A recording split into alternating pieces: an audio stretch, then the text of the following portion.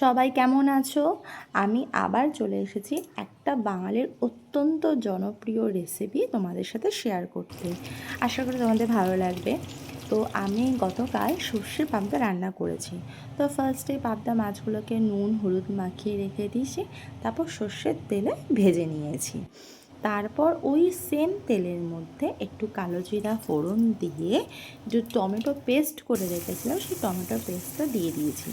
তারপর একটু হালকা নাড়াচাড়া করে তার মধ্যে নুন হলুদ আর সামান্য লঙ্কার গুঁড়ো দিয়েছি। লঙ্কার গুঁড়ো তোমরা দিতেও পারো, আবার সেটা তোমরা স্কিপও করতে পারো, সেটা তোমাদের ব্যাপার।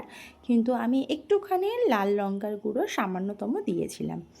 তারপর সেটা যখন ভালো মতো করে তেল উঠে এসছে সেই মশলাটা কষানোর পর, তারপর সামান্য কালো সর্ষে, ওই 1 চামচের মতো কালো সর্ষে, 2 চামচের মতো সাদা সর্ষে আর কাঁচা লঙ্কা দিয়ে একটা পেস্ট বানিয়ে নিয়েছিলাম, সেই পেস্টটা দিয়ে দিলাম। তারপর আবার সে ভালো মতো নাড়াচাড়া করতে হবে, যেহেতু সর্ষে দিয়েছে সেহেতু একদম হালকা নিমা নিমা আছে দিতে হবে, মশলাটা কষাতে হবে।